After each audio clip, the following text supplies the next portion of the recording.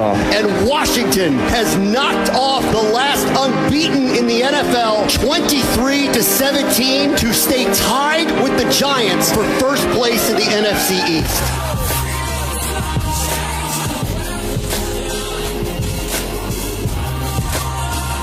Good Tuesday morning. You heard that on the Team 980.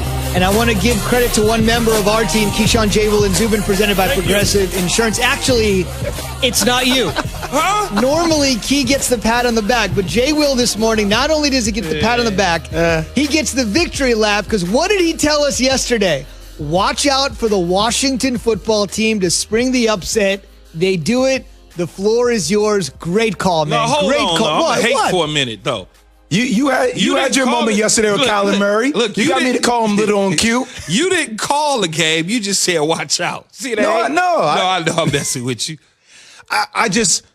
Pittsburgh hasn't been Pittsburgh. Not having James Conner really hurts him, right? And if you look at, you force Big Ben at this stage of his career, the last 2 games, he's thrown over 50 passes. Hasn't done that throughout the regular season, the entire regular season. They're playing a different style than who they really are. And I tell you, I got 99 problems, and Chase Young is all of them. I mean, he is a beast. Their defense is a beast. I got to tell you, watching the game last night, I always thought, okay, all right, the Steelers are the least scary 11-0 team there is, because they played so many games close. They're winning games. I still think Pittsburgh will be just fine. Getting Bud Dupree, he's out for the ACL. That's going to hurt them long term. I still think they will be there at the end of the day. But this Washington football team, Key, is a team with Alex Smith. He's already got comeback player of the year stepping his foot on the field.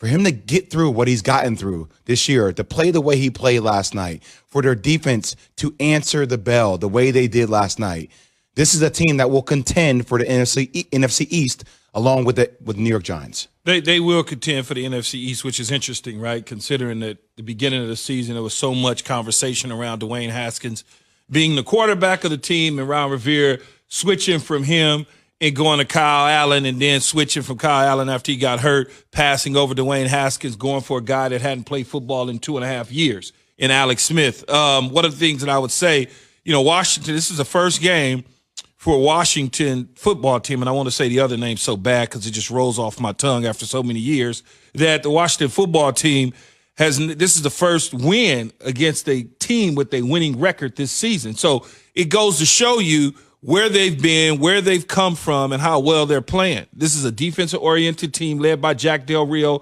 former head coach of the Raiders and the Jacksonville Jaguars, who's the defensive coordinator here. But they also was not afraid of going into Heinz Field and playing. Number of balls were dropped by the Pittsburgh Steelers wide receivers last night. I mentioned that many times, that they've got to catch the football. They cannot afford to have those type of mistakes. And anytime you look at it, there's a lot of pressure mounting on a team that goes 11-0. Because every time you go 11-0, you go 12-0, you go 13-0, that 16-0 is within sight. And not that the Pittsburgh Steelers were thinking about that, but it certainly was around in the air. There was conversations that was being had, whether it was in the Pittsburgh media or the national media. Big Ben, for the most part, played as well as he could play. He needed help from the other side of the ball. I think losing key members on the defense for them certainly hurt them, and it's a good thing, though, that they've lost. It's a good thing because now you can go on. Teams that have started 11-0, don't steal my note. Go for it. Teams that have started 11-0 have gone on. 8 of them have gone on to appear into the Super Bowl. Only 3 have won, but 8 have gone on to appear. And so it's okay to start 11-0. It's not a poo-poo thing. I hate saying that losing a game is a good thing for a team. I think it helps Mike Tomlin get their attention.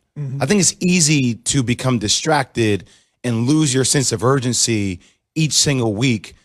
Just like an NBA, every single game when you're winning game constantly, even when you're winning games ugly or barely winning games, you're still winning games. People are still praising you, even though they felt underrated, even though they felt underappreciated. I now think this loss before they go into next week, which is going to be a big time game. I think they play against the Bills, correct? Sunday night. Sunday night. Now Mike Tomlin has their attention because he's been preaching this the last couple of weeks, by the way. Last couple things to say. I will give you one stat to match your stat, which is this is important to note that as of this morning, as of this very second, the Pittsburgh Steelers still do have the number 1 overall seed in the AFC. They do have the same record as the Kansas City Chiefs with regards to the loss column as they dropped their first yesterday. And obviously the Chiefs have that loss to the Raiders. But for the moment, by virtue of a better conference record, the Steelers do have the 1 seed. The Steelers' 1 loss coming in the NFC to the Washington football team. Kansas City's 1 loss coming in conference to the Raiders. So at the moment, for the tiebreaker scenario, at this very second, Pittsburgh still does retain the number 1 seed. They've overcome a ton of adversity. Tennessee, game delayed by 3 weeks, eventually playing it, overcoming that adversity. The whole Baltimore situation from Thanksgiving night, delayed to Sunday to Tuesday to Wednesday, overcoming that adversity. Mike Tomlin and company have routinely overcome adversity, except for last night. Different points along the journey, you get a chance to learn about yourself, who you are, what you're made of, individually and collectively, and it takes the journey to reveal that. And so, we're faced with a loss now, so we'll get an opportunity to smile in the face of it. So we'll see what happens with the Steelers going the rest of the way. Obviously, the Bills also played on a short week. We'll talk about them a little bit later this morning. So Pittsburgh and Buffalo, who both played last night, both on the short week. They'll play on Sunday Night Football, and we'll see what happens the rest of the way. It just got a lot more interesting, didn't it? It did. And back to Jay's point about losing in this situation is a good thing because you don't have the stress and the pressure of that 16-0 facing you. If you go 12-0, now, all of a sudden, that noise gets louder. Every week that you win, as you get closer to 16-0, that noise just gets louder and louder. And that pressure to go 16-0 is there. Even though you say to yourself in your ball club, that's not important to us, the only thing that's important is hosting or raising the Lombardi trophy at the end of the day. And, getting it out of the way, I think, is just a good thing. Because if you go 16-0 and you don't win, you and the New England Patriots, it's like, well, we went 16-0, but guess what? We didn't win. No, I hear you. If you just look at the Ravens game and how they played, and then obviously losing Bud Dupree and how they played last night against the Washington football team, and then what they have to play in the short week on Sunday against the Bills are an explosive team. And I know we'll get into that later in the show. But that's a hell of a schedule to go through, man. That could be back-to-back losses for the Steelers. It's interesting, though, that the Steelers would lose this football game, knowing the fact that, this is obviously when they're up 14-0, they usually close those games out. 78-1-1, I think was their record in that stadium, went up by 14 points. Yeah, they usually close those games out. They usually go. But let's praise the Washington football team for a minute here, though. To be able to go to Alex Smith, everything that he's endured in the last couple years, and to be able to have his team in contention to win the division. Imagine if they had started him in the beginning of the season, what that would bring. And it's so interesting when and I was doing this last night, I took a step back from the Dwayne Haskins situation because I don't think Kyle Allen's good at all. There's no difference between Kyle Allen and the young Dwayne Haskins, in my opinion. Dwayne may be better than me. But when you start with a veteran like Alex Smith, I was just watching him in the pocket, delivering the football, just doing some things that a veteran quarterback with some skills is capable of doing. And it looks so much better and clean and precise, right? Opposed to some herky-jerk quarterback that's sitting back there trying to figure out who to throw the ball to. It was like Alex Smith knew his reads. He knew where to go. And it just seemed like a real football team with him at quarterback. I'll just say this. He missed 2 seasons, 17 surgeries, had a life-threatening infection, almost had his leg amputated.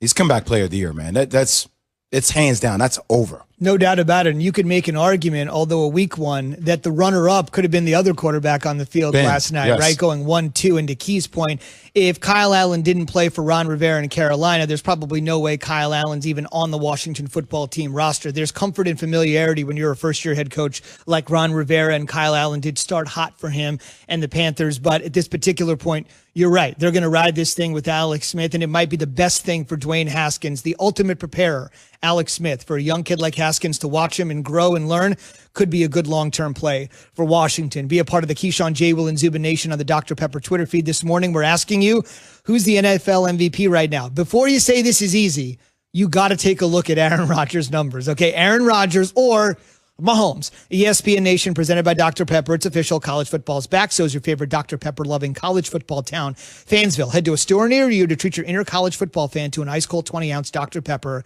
today. On the way, the Bills took one more step to trying to clinch the AFC East. But that's not the team everybody in the division is talking about. That's on the way after Key has this from Indeed. Can't believe we have a nation. KJZ, way to go. If you need to hire, you need Indeed. When you upgrade your job post, Indeed immediately delivers candidates from our resume database who fit